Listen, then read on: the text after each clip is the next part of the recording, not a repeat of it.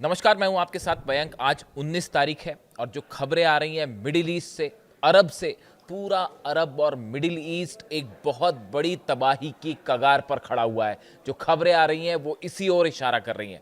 आज मैं आपसे कुछ ऐसे मुद्दों पर चर्चा करना चाह रहा हूं जो आपको जो हालात दिखाई दे रहे हैं इस समय मिडिल ईस्ट में, रूस में, अमेरिका, इजराइल, इनके पीछे, पर्दे के पीछे कुछ ऐसे खेल चल रहे हैं जो बहुत बड़े सवाल खड़े कर रहे हैं। देखिए, सबसे पहले हम शुरू करते हैं रूस से। क्या आपने ये बात नोटिस की? पिछले 3 दिनों के अंदर, खास तौर पे जब से डोनाल्ड ट्रंप चीन के दौरे से वापस आए हैं, उसके बाद से यूक्रेन की तरफ से लगातार रूस पर हमले बहुत तेज कर दिए गए हैं। मॉस्को पर हमले हो रहे हैं। एक दिन में 500 से ज्यादा ड्रोन्स फायर किए गए। 48 घंटे के अंदर 500 से ज्यादा ड्रोन्स फायर किए गए। क्रूज मिसाइल्स फायर की गई हैं। मॉस्को में रिंग ऑयल पाइपलाइन पर धमाका हुआ है, क्रूज मिसाइल गिरी है। देखिए, मैंने पहले भी आपको इस तरह का वीडियो बनाया है और यह बात आपको बताई है कि आप देखें, जब भी ईरान की तरफ से कोई एक्शन होता है या कुछ इस तरह की खबरें आती हैं कि ईरान की तरफ से कोई बड़ा कदम उठाया जाने वाला है, उसी समय रूस के किसी ना किसी ऑयल के ठिकाने पर बड़ा हमला होता है। क्या ये हमले डोनाल्ड ट्रंप के इशारे पर हो रहे हैं? बड़े सारे डिफेंस एक्सपर्ट इस बात को मान के चलते हैं कि मॉस्को पर जो अटैक हो रहे हैं, रूस की ऑयल रिफाइनरीज पर जो हमले हो रहे हैं, ये हमले डोनाल्ड ट्रंप और अमेरिका के इशारे पर हो रहे हैं और जेलेंस्की इसका मोहरा बने हुए हैं। जो हमले हुए हैं उनमें जो ड्रोन्स का इस्तेमाल हो रहा है वो तो खैर ठीक है ही, यूक्रेन की तरफ से स्वार्म ड्रोन्स का इस्तेमाल हो रहा है, लेकिन अब क्रूज मिसाइल्स भी फायर हो रही हैं और वो भी मॉस्को पे। ये सीधा सीधा इंडिकेशन है इस बात का कि डोनाल्ड ट्रंप दबाव बनाना चाहते हैं रूस को लेकर। अब आप जरा घटनाक्रम को समझिए कि कैसे घटनाक्रम होता है। पहले खबरें आती हैं कि मॉस्को के ऊपर अटैक हुआ है, अब तक का सबसे बड़ा हमला जंग के बीच का।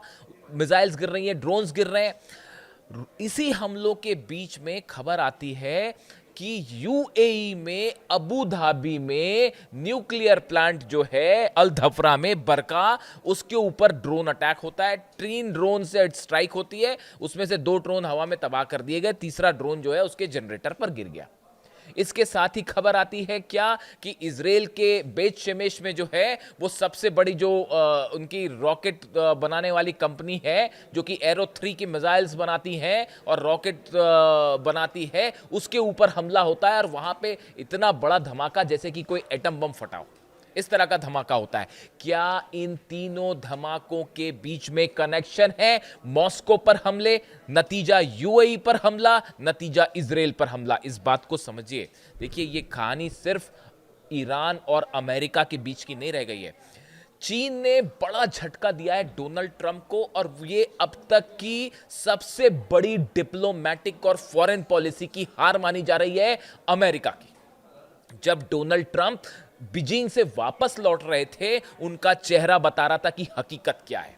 दुनिया का सबसे बड़ा शक्तिशाली देश होने का ताज अब डोनाल्ड ट्रंप से चिढ़ चुका है और मैं डंके की चोट पर यह बात कहने के लिए तैयार हूं। आज हालात यह हैं कि अमेरिका हुआ करता था सुपर पावर, अब नहीं है। और ये बात जिनपिंग ने साबित कर दी है, ये बात पुतिन ने साबित कर दी है और सबसे बड़ी बात, ये बात ईरान ने साबित कर दी है।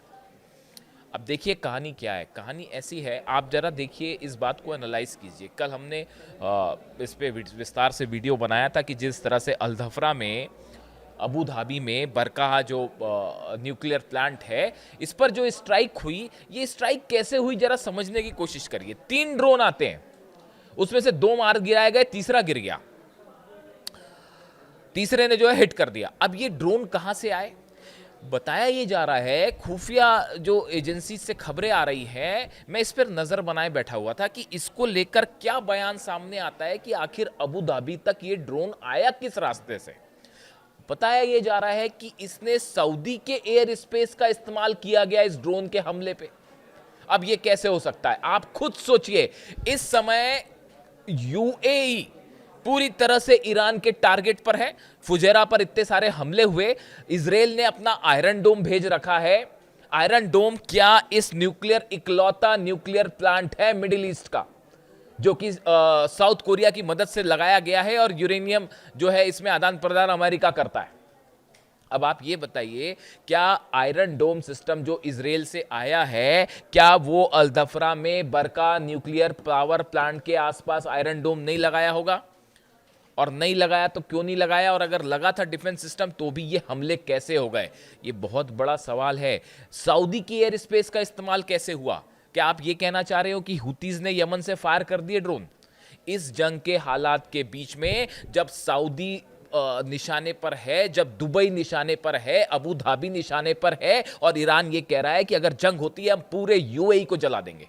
ये बयान आया है आरजीसी के अधिकारी की तरफ से कि अगर हम पर यूएई की तरफ से हमला हुआ तो ना दुबई बचेगा, ना अबू धाबी बचेगा, और ना बुर्ज खलीफा बचेगा, पूरे यूएई को हम आग लगा देंगे। ये बयान आ रहे हैं आरजीसी की तरफ से। ऐसे समय में यूएई ने जो भारी भरकम आयरन डोम लिया है इजराइल से, उसको अपने न्यूक्लियर पावर प्लांट के आसपास नहीं लगाया। देखिए, बहुत सारी चीजें ऐसी हो रही हैं जो सामने कुछ हो रही हैं और पीछे कुछ हो रही हैं। ये हमला किसने कराया ये अभी तक साफ नहीं हो पाया।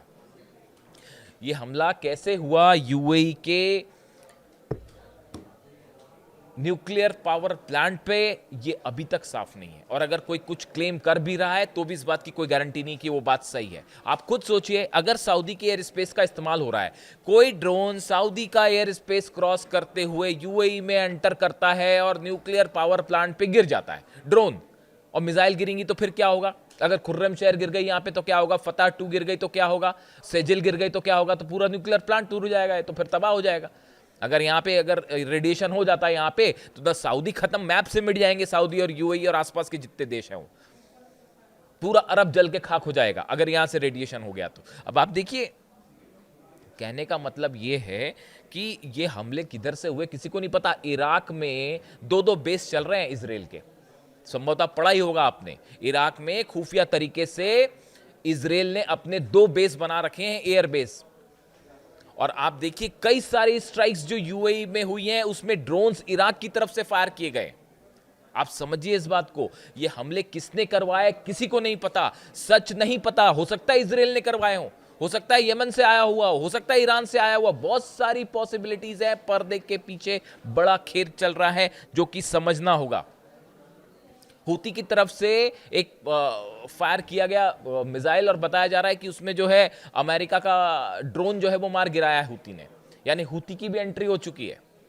और ये भी देखिए उसी समय हो रहा है जब रूस पे हमले हो रहे हैं। आप समझिए, हूती भी कई जगह से कमांड ले रहा है। ऐसी बात नहीं कि वो सिर्फ ईरान की बात मान रहा है, हो सकता है रूस की भी बात मान रहा हो हूती। और ऐसी सिचुएशन में जो सबसे एडवांस ड्रोन है अमेरिका का, उसको हूतीज ने अपनी मिसाइल से मार गिराया। अब क्या आप ये कहोगे कि ये यूएई पर जो हमला हुआ ये हूतीज ने कर दिया, अपने ड्रोन भेज के कर दिया? तो फिर अब जब क्रूज मिसाइल मारेगा फिर क्या होगा? ये तो बड़ी हैरान करने वाली खबरें हैं जो जिस तरह से ये खबरें चल रही हैं। अब इसके अलावा आप देखिए, डोनाल्ड ट्रंप चाहते हैं कि लवान आइलैंड पर यूएई हमला करे। ईरान का वो आइलैंड जहां से हॉर्मूज के पास का वो इलाका जहां से जहाज निकलते हैं, वो लवाना आइलैंड जो है, लवाना आइलैंड पे है, वो कब्जा करना बहुत ज़रूरी है। उसके बिना कोई भी मिशन हॉर्मूज में नहीं हो सकता। तो अब डोनाल्ड ट्रंप ये चाहते हैं कि यूएई हमला करे पीछे से। जो है थ्योरी आपने देखी होगी, कई जगह छपी है, कई अखबारों में छप गई है अमेरिका के और ब्रिटेन के, जो ये कह रहे हैं कि साहब ये थ्योरी चल रही है कि डोनाल्ड ट्रंप जो है चाहते हैं कि यूएई हमला करे, हम पीछे से मदद करें। यानी फूट डालो राज करो वाली जो नीति है, जो स्कूल में 4th क्लास के बच्चों को पढ़ाया जाता है, हिंदुस्तान में जब पढ़ाई होती है तो वो 4th स्टैंडर्ड के बच्चों को पढ़ाया जाता है कि अंग्रेज भारत आए थे, उन्होंने जो है फूट डालो राज करो की नीति अपनाई और आपस में लोगों को लड़ा के हिंदुस्तान पर राज किया। तो अब बस वैसे ही जो है वो मिडिल ईस्ट में हो रहा है कि आप सऊदी को ईरान से लड़ा दो, यूएई को ईरान से लड़ा दो, और बदले में ऑयल कैप्चर कर लो, नेचुरल रिसोर्सेस कैप्चर कर लो। और पर्दे के पीछे कितने सारे, कौन किसके साथ है यही क्लियर नहीं है साहब। कौन किसके साथ खेल रहा है, कौन किसके खिलाफ खड़ा हुआ है। सऊदी क्या करेगा इस पोजीशन में? अगर यूएई हमला करता है तो क्या सऊदी चुप रहेगा? कतर क्या करेगा ऐसे सिचुएशन में? बड़े सारे सवाल हैं जिनके कोई जवाब ही नहीं है। और हर आदमी यहाँ पे, आप किसी भी कोई भी घटना होती है आपको ये पता ही नहीं चल पाएगा कि इसकी हकीकत क्या है। वो इजराइल में जो धमाका हुआ वो आपको क्या लगता है कैसे हुआ होगा धमाका? इतने बड़े लोकेशन पर जहां पर एरो 3 की मिसाइल्स रखी हुई हैं, उसके पास न्यूक्लियर स्टेशंस हैं, न्यूक्लियर आर्म्स रखे हुए हैं। ऐसा बताया जाता है कि जहां धमाका हुआ उसके करीब अमेरिका के जो है न्यूक्लियर वेपन्स रखे हुए हैं जहां पर धमाका हुआ। तो ये क्या एक गलती से धमाका हो गया? बिल्कुल गलती से धमाका नहीं हुआ। तो क्या हूती ने हमला कर दिया वहां पे, कि ईरान ने ड्रोन मार दिया और एक ड्रोन गिरने से वहां हमला हो गया? या फिर ये क्रूज बैलिस्टिक मिसाइल या क्रूज या किसी तरह की बैलिस्टिक मिसाइल का अटैक था? क्या इजराइल पर यह हमला मॉस्को का बदला था? आप समझिए इस बात को कि मॉस्को में जो कुछ घटनाक्रम हो रहा है, ये सब चीजें जुड़ी हुई हैं।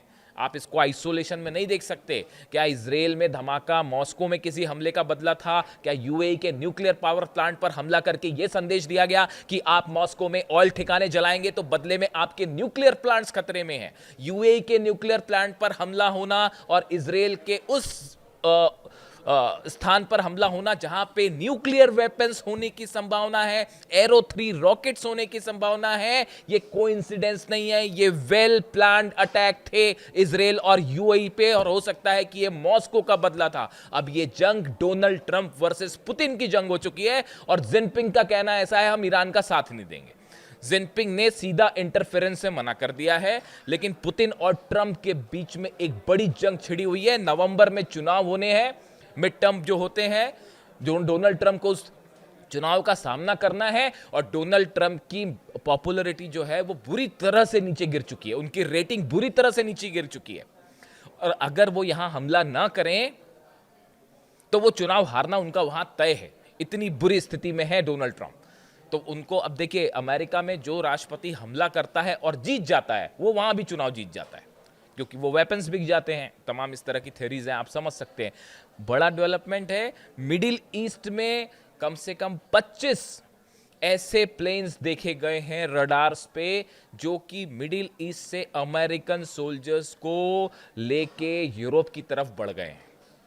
वजह क्या है? हर उस लोकेशन से अमेरिकन सोल्जर्स को हटा लिया गया है जहां पर ईरान हमला कर सकता है। यह सबसे बड़ा संकेत है इस बात का कि जल्दी ही अटैक होने जा रहा है। पिछली बार जिस तरह से बेस जले, 16 बेस तो पूरी तरह से तबाह थे, तो अब फिर से कहीं ऐसा हमला ना हो, अमेरिकन सोल्जर्स की कैजुअलिटी होगी बिल्कुल, वो तो छोड़ेगा थोड़ी ईरान। तो ऐसे हालात में पहले उनको हटाने का काम शुरू हो गया कि कहीं अमेरिकन सोल्जर्स यहाँ ना मारे जाएं, तो उन्हीं जगह चीज़ों को रखा जाए जहां से अटैक करना है। तो ये एक बड़ा मूवमेंट है। उसके अलावा जो 5th फ्लीट है बहरीन में, जिसका हेडक्वार्टर है, जो पूरी तरह से तबाह किया गया था, वहां फिर सही किया गया। अब वहां पे बताया जा रहा है कि दूसरा एयरक्राफ्ट कैरियर भी जो है अमेरिका का, उसके आसपास 5th फ्लीट में शामिल हो चुका है। तो ये भी एक स्ट्राइक की जो है सामने की सीधी बात है। इसके अलावा देखिए, डोनाल्ड ट्रंप और नेतन्याहू के बीच एक हफ्ते में 2 बार फोन पर बात हो गई है, और जो पिछली बात हुई है, बताया जा रहा है कि उसमें ये प्लान तय हो चुका है कि अब क्या करना है। डोनाल्ड ट्रंप की सिचुएशन रूम में बड़ी मीटिंग है अपने अधिकारियों के साथ, जिसमें इस प्लान पर फाइनल मूवर होगी कि किस तरह से ऑपरेशन करना है। क्या खार्ग आइलैंड पर ग्राउंड ऑपरेशन करना है? क्या यूएई को आगे रख के हमला करना है? क्या नेतन्याहू के ऊपर छोड़ दिया जाए कि वो हमला करें, पीछे से बैकिंग की जाए? इस तरह की तमाम चीजें हैं, हो रही है, इस तरह के तमाम प्लान हैं। लेकिन ईरान की तरफ से एक ही प्लान है। ईरान की तरफ से प्लान बड़ा साफ है कि अगर ईरान पर हमला होता है, पूरे अरब देश एक बार फिर जलेंगे, 12 के 12 देश फिर जलेंगे। सब पर मिसाइल्स लोकेशन करके तैनात कर दी गई है। मिसाइल्स, जो इन्फॉर्मेशन मेरे पास है उसके मुताबिक, कितनी मिसाइल्स कौन से देश पर गिरेगी, किस लोकेशंस पे गिरेंगी, वो सब का सब तय है। और इस बार पिछली बार से ज़्यादा भयानक हमला होगा, क्योंकि ये बताया जा रहा है, डिफेंस सर्कल में इस तरह की चर्चा है कि अमेरिका जब भी हमला होगा वो एक बार में भयंकर हमला होगा। हमने देखा पिछली बार की एक मिसाइल का एक वेव आती थी, एक लहर आई, हमले हुए, फिर रुक गया, फिर रात को दूसरा हमला हुआ, फिर अगले दिन हमले हुए। इस बार ऐसा नहीं होगा, शायद ऑल आउट वॉर एक साथ होगा। नतीजा यह है कि ईरान की तरफ से पलटवार भी ऑल आउट हो सकता है। यानी हालात बेहद। और देखिए, दूसरी चीज़ मैंने जहाँ से शुरुआत की थी कि यहाँ पे अभी जो हालात है, मॉस्को पर हमले हो रहे हैं, क्या डोनाल्ड ट्रंप के कहने पर हमले हो रहे हैं? क्या मॉस्को पे हमले का बदला यूएई की तरफ से, यूएई में धमाका करके मैसेज दिया गया, इजराइल में धमाका, बेत शेमेश में धमाका करके दिया गया? बड़े सारी चीज़ें हैं। सऊदी अरब की क्या भूमिका होगी, यूएई की क्या भूमिका होगी, कतर का क्या स्टैंड होगा? एक मैप जारी कर दिया अमेरिका ने, जिसमें दिखाया गया कि ईरान पर सब 12 देशों की तरफ से आसपास से हमला होगा। कौन सा देश किस भूमिका में होगा, कुछ भी क्लियर नहीं है। इसीलिए बार बार मैं कहता हूँ, इसीलिए बार बार मेरा हमेशा ये बात, कई लोग मुझ पर सवाल भी उठाते हैं कि ये जितने बीच में चीज़ें हैं और जितने नेता इन्वॉल्व हैं, उसमें सिर्फ एक ईरान के सुप्रीम लीडर थे अली खामेनी साहब। जो मन में था वही बात उनकी ज़ुबां पे होती, जो दिल में था वही बात ज़ुबां पे होती। वो ना सुबह कुछ और शाम को कुछ और, वैसे वाले लीडर थे ही नहीं वो। आप उनकी पिछले 30 साल की स्पीचेस उठा के, मैंने तो जब से वो 1980 के बाद से उनकी स्पीचेस, जब वो सुप्रीम लीडर नहीं बने थे उसके पहले की भी कुछ स्पीचेस हैं, वो तब से उठा के मैंने उनको खंगालनी शुरू कर दी। आप उठा के देख लीजिए, हमेशा उन्होंने हर बात एकदम साफ गोई के साथ कही। वो इस बात को जानते थे कि सऊदी और ईरान को लड़ा के राज करने की कोशिश अमेरिका की हमेशा से रही है, और ये बात वो हमेशा समझाते रहे। हमेशा उनकी अपील रही कि जितने मुस्लिम इस्लामिक कंट्रीज हैं वो एक रहे, तभी मिडिल ईस्ट सेफ होगा। कब से ये बात कह रहे? 30 साल से वो इस बात को कह रहे। और वो एकमात्र नेता ऐसे थे जो उनके कभी ऐसा उन्होंने स्टैंडर्ड्स अपने ऐसे नहीं किए कि कह कुछ रहे और कल कल कर कुछ रहे। उन्होंने हमेशा वो किया जो वो बात को कह रहे थे। इसीलिए मैं हमेशा ये कहता हूँ कि इन हालात के बीच में जब ये ऑयल के लिए जंग देखते हैं आप, मिनरल अर्थ जो है, रेयर अर्थ मटेरियल, इसके लिए जो है हत्याएं हो रही हैं। 168 बच्चियों की हत्या हो गई फिलिस्तीन में, 30,000 से ज़्यादा बच्चों को आप मार चुके हैं। ऐसे ऐसे जब डिसीजंस और इस तरह की जंग देखते हैं, तब फिर आपको महसूस होता है कि हाँ, वाकई ईरान के सुप्रीम लीडर एक ऐसे लीडर थे, सिर्फ उन पर यकीन हो सकता था, यकीन किया जा सकता था कि हाँ, वो जो कह रहे हैं वही करेंगे, या वो जो कह रहे हैं वो सच है, उस पर कायम रहेंगे। इसीलिए मैं हमेशा ये बात कहता हूँ। बाकी चीज़ें तो चलती रहेंगी, जंग होती रहेगी और ये खेल चलता रहेगा, हार और जीत का। लेकिन अली खामेनी साहब जैसे लीडर कम आते हैं, सदियों में एक बार आते हैं। खैर, तो देखिए, जो भी अपडेट होता है वो मैं आप तक पहुंचाऊंगा। हालात ये हैं कि अगले 24 से 48 घंटे में ये बात तय हो जाएगी कि ईरान पर स्ट्राइक कब होनी है, और जो भी अपडेट होगा आप तक पहुंचाऊंगा। वीडियो कैसा लगा कमेंट करके बताइए। Thank you so much.